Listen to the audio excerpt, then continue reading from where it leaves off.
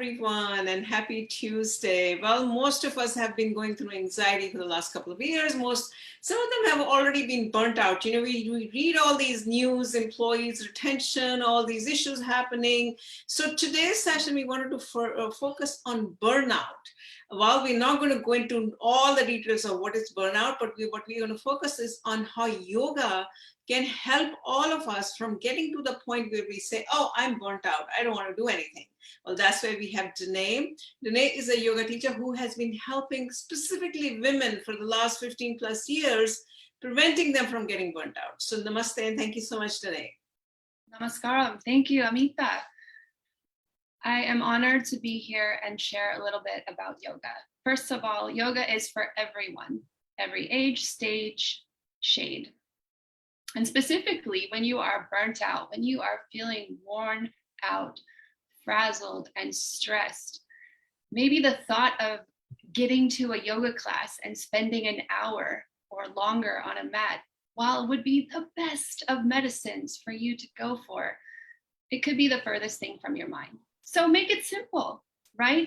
Make it simple. Find a way to integrate tiny moments of yoga throughout your day. And that will help the burnout start to evaporate. One of the most simple things you can do is sit. Sit, make a tall spine. You can do it with me right now while we're in this live.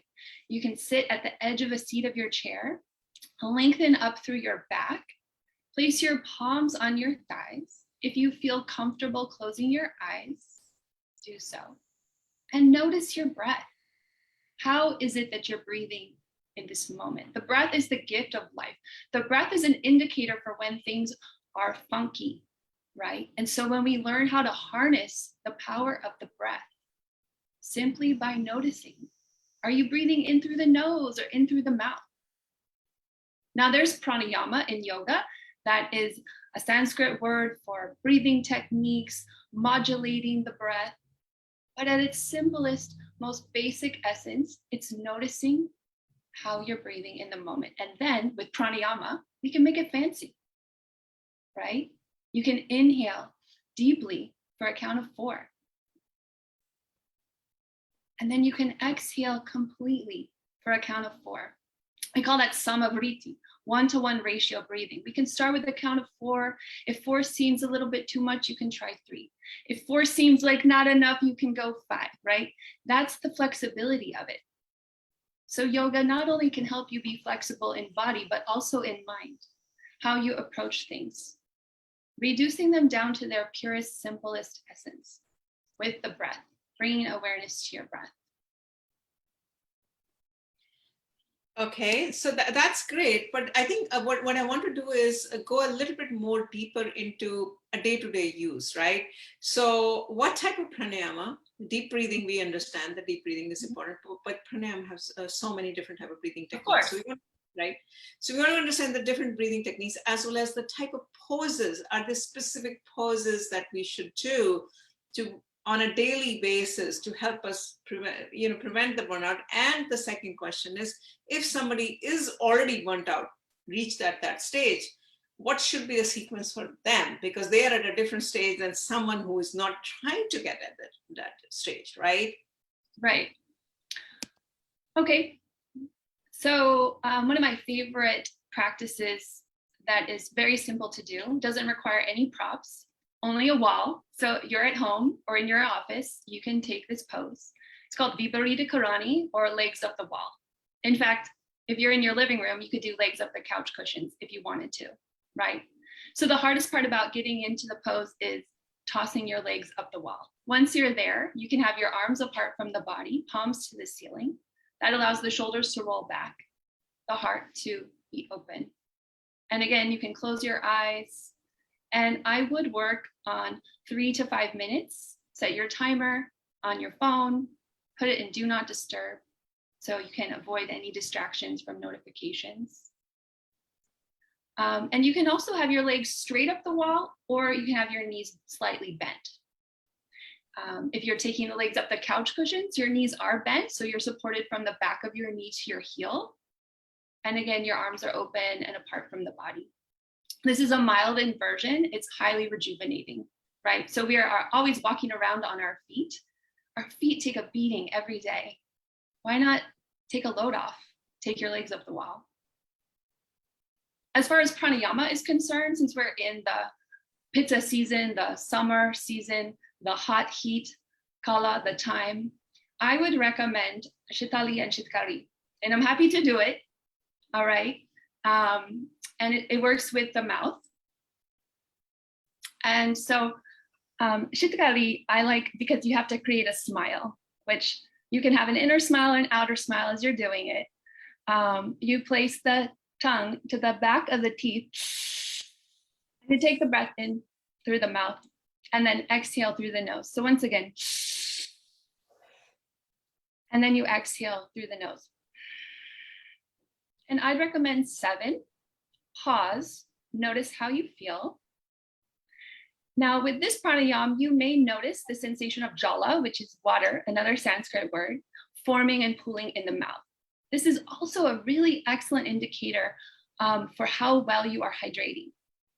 Many times when I share this practice with students who are all about their caffeinated beverages, they take this practice first round 7 times and they say, no, I feel dry in the mouth today. And I go, how much water have you had? And then they go back and they try it again and realize, oh, that is a benchmark for not enough hydration, because when we are well hydrated, the water will form, the coolness will form in the mouth. So if you're burnt out, you might be skipping out on your water and making that a steady, stable choice throughout the day. And then that was sheetali. Sheetali is where you take either a pursing of the lips, as if you were drawing the breath in again through the mouth, through a sweet elixir. Everyone is capable of doing that. The most traditional way is to curl the tongue. Some of us are able to, some of us choose not to. So that way you can either purse the lips, exhale through the nose, or curling the tongue. And again, exhaling through the nose. And I'd recommend 7. And again, sitting, noticing how you feel. I think that's great. I wanted to add that both these pranayama, sheetali and shitkari, I think, have they have a lot of research and science behind it, that how it modulates our nervous system and puts it in a homeostasis state, which is so important. So that is what we are trying to do, is our autonomic nervous system modulation through creating this breath from different breath breathing practices that will help us from not only anxiety, depression, and eventually burnout, right? And also in Ayurveda, right, we don't name diseases in Ayurveda, but heartburn, acid reflux, any of those fiery digestive conditions are completely neutralized and calmed by the cooling breaths. Because in Ayurveda, the guiding adage principle is like increases like opposite heals. So if you're feeling fiery inside and you need the opposite, which is cooling, then those cooling pranayams can be of support if you're experiencing those conditions. But they don't name diseases, but that's what they're referring to. No, I think this is great. We just bring a quick 8 to 10 minute session on a daily basis. This is not a huge session on burnout. Burnout is a big topic that's very intense and very deep.